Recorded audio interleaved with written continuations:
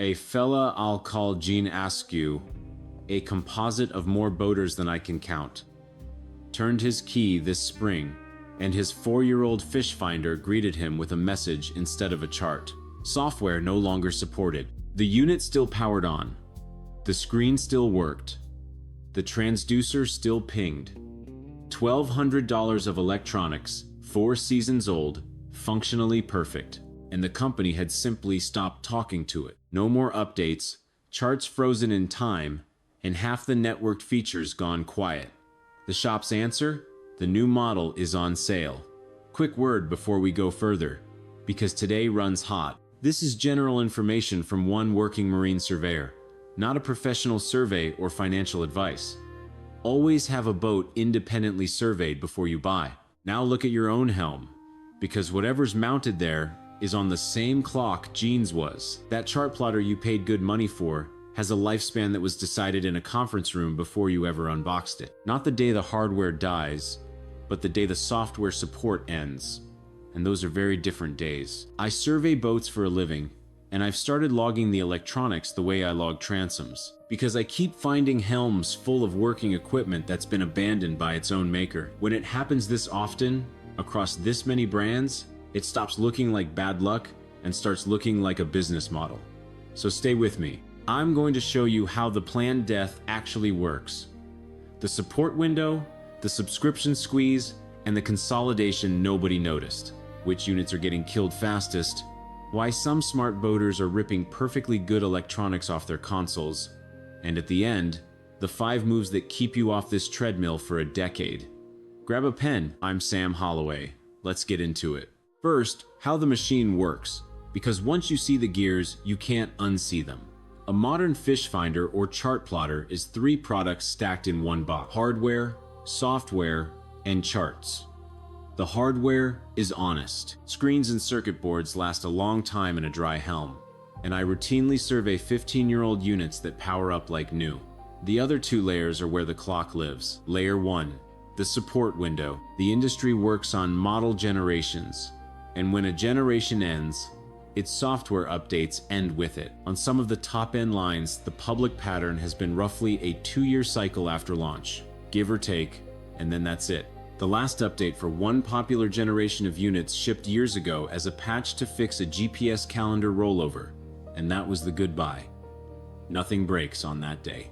The unit just stops evolving while the network around it moves on. Until one spring, like Gene, you're the man with the orphan.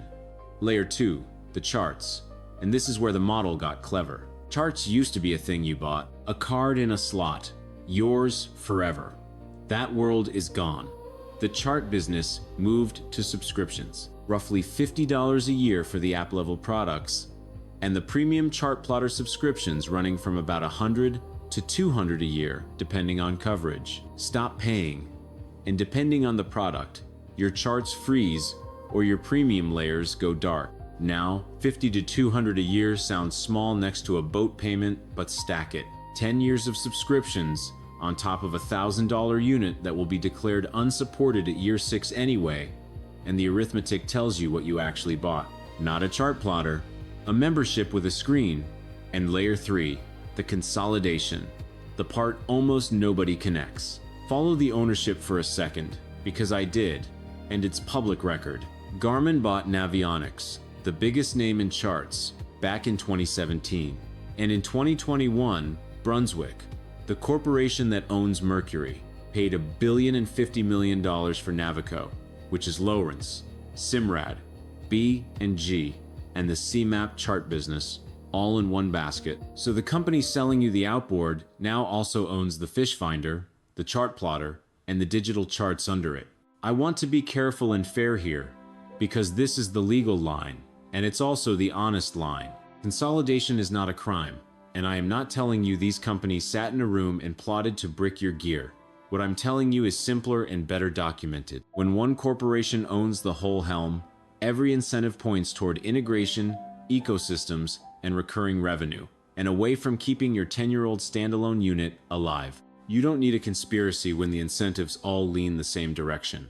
That's not me being dramatic. That's just reading the org chart. And there's a 4th gear in the machine that deserves its own minute. because it's the one that turns a working unit into a doorstop fastest, the network effect at your own helm. Marine electronics stopped being standalone boxes years ago. Your chart plotter talks to your sonar module, your radar, your autopilot, sometimes your engine.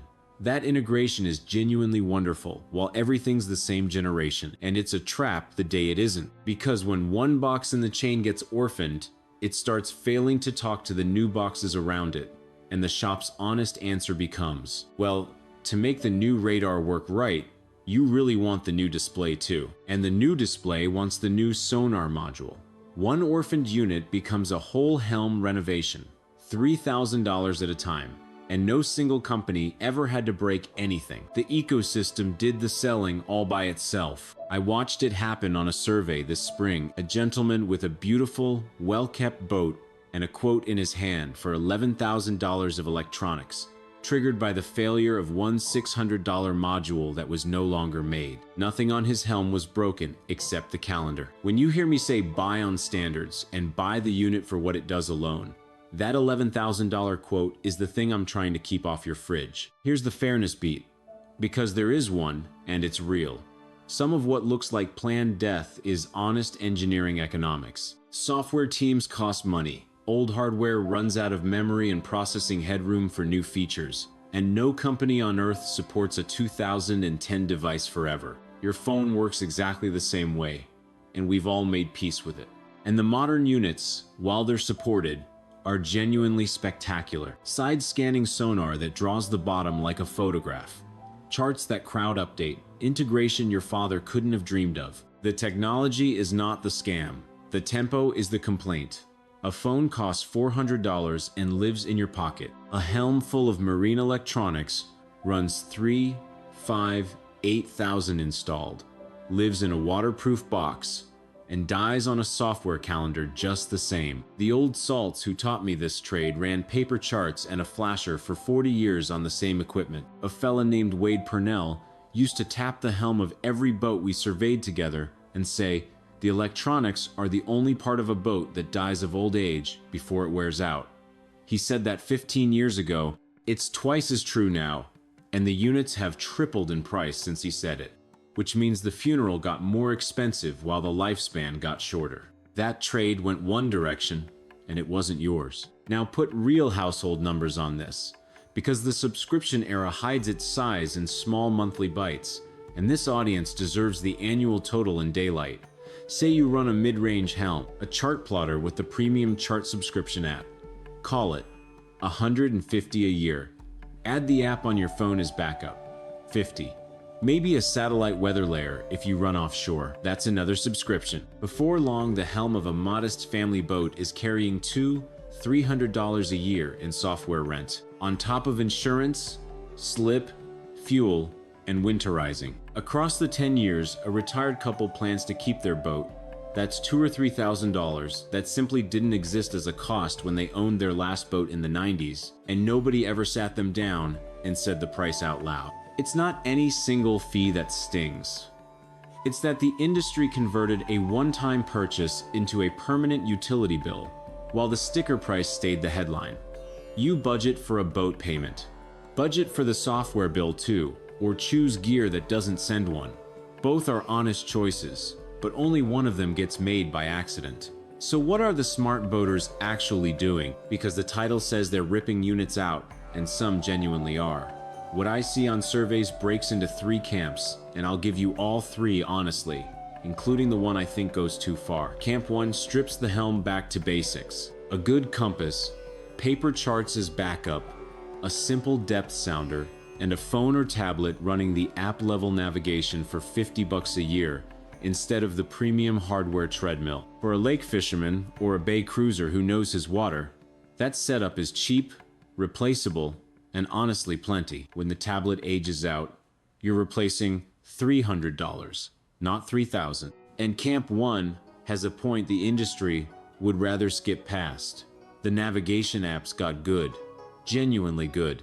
The same chart data that costs $150 a year on the premium hardware runs about $50 on a phone or tablet, updates itself, and rides home in your pocket where it can't be orphaned, bolted to a console. A waterproof case and a RAM mount cost $60. I'm not telling you a phone replaces a proper helm display offshore. Screens wash out in sun, batteries die, phones drop in bilges, and redundancy matters when the weather turns. But for the protected water fisherman deciding whether to feed the hardware treadmill another $2,000, the honest answer is that the little screen in his pocket already does most of the job for a tenth of the money. The manufacturers know it too. It's exactly why the app subscriptions exist, and why they're priced like a habit instead of a purchase. Camp 2, and this is where my money is, keeps the electronics but changes how they buy them. They buy the unit for what it does out of the box, on the assumption that every subscription lapses in support ends early. If the sonar and base charts alone justify the price, buy it. If the pitch only makes sense with the subscription layers running, walk away, because you're not buying a product, you're proposing marriage to an invoice. Camp 3 rips everything out in anger and swears off electronics entirely, and I'll be straight. I think that's cutting off your nose. Modern sonar has real safety value. Updated charts matter more in some waters than others. Shifting inlets, new hazards.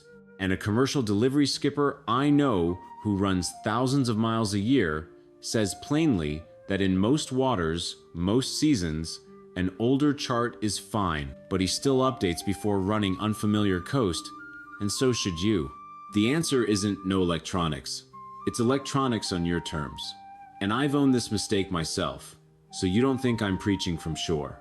Years back, I bought the flagship unit, top of the line. Every feature, the whole ecosystem, told myself I was buying 10 years of technology. I got my support window.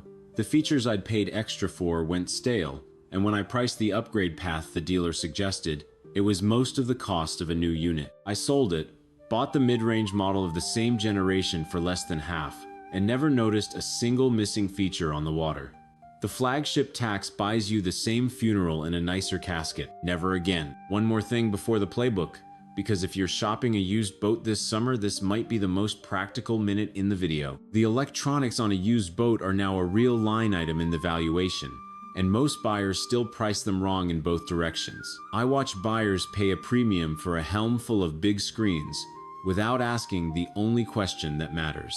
Are they still supported? And I watch other buyers demand a discount over electronics that work perfectly and will for years. So here's how I treat it on a survey, and how you should treat it at the negotiating table. A helm full of current generation, supported gear that's worth real money, pay for it. A helm full of orphaned gear that still works. That's worth something, but price it like the bonus it is, not the $4,000 of retail it used to be, because you're one module failure away from that renovation, quote, and a helm that's a patchwork of 3 brands and 3 generations, wired together over 15 years. In the trade, we look at those and quietly add a rewiring line to the report, because mixed generation networks are where the gremlins live. 10 minutes of checking model numbers against support pages before you make an offer, and you'll know whether you're buying equipment or buying a countdown. So here's the playbook, 5 moves, and take a picture of this part, because this is the part that saves you money. Move 1. Before you buy any unit, search the model name plus end of support and see how that manufacturer treated the last generation. The support history is public, the pattern repeats, and 30 seconds of searching tells you the honest lifespan they'll never print on the box. Move 2. Buy 1 generation behind, on purpose. But check the calendar first, because this move has a catch. The just replaced generation sells at a deep discount, does 90% of what the new one does, and lets the fella who needs the newest badge pay the depreciation for you. It's the used boat rule applied to the helm. The catch is that its support clock started ticking at ITS launch, not yours. So a generation that's already 3 years old at purchase may hand you a shorter runway than the discount is worth. 1 generation back, bought within a year or so of the changeover. That's the sweet spot. 2 generations back is a boat show bargain bin with an expiration date. Move 3. Standard networks only. Make sure anything you buy speaks the standard marine network language. NMEA 2000. the industry-wide plug, so your depth, GPS, and engine data aren't hostages of one brand's ecosystem. A helm built on standards survives any single company's roadmap. Move 4. Run the subscription math out loud before you commit. The unit plus the charts times 10 years minus what it's worth when support ends. That number, not the sticker, is the price. Sometimes it's still worth it. Say so and pay it happily. But decide with the whole number in front of you. And move 5. When your old unit gets orphaned, don't rip it out in anger and don't rush the upgrade. An unsupported unit doesn't stop working. Gene still reads depth and runs its frozen charts just fine, and paired with an updated phone app for the navigation layer, that helm has years of honest service left. Orphaned isn't dead, it's just done costing you money, which, if you think about it, is the only part of the life cycle the manufacturer never advertises. The brochure says seamless ecosystem integration. The boatyard says everything on a subscription eventually subscribes you. One thing I can't give you, and I'll say it plainly, as always. Nobody publishes the real internal support roadmaps, and no manufacturer will confirm how long your unit has left. The pattern I've given you is assembled from their own public update histories and what I log on helms every week. If you've had a unit orphaned, brand, model, how many years old, when the updates stopped, put it in the comments. A few hundred real support window stories in one place would be the database this industry hopes nobody builds. Next time, we go back to the water itself. 3 saltwater hulls I keep condemning on surveys, and the 4 that shrug off 20 seasons. If you've ever wondered what salt actually does to a boat from the inside, bring a strong stomach for that one. Buy smart, stay afloat. I'm Sam Holloway. I'll see you back at the dock.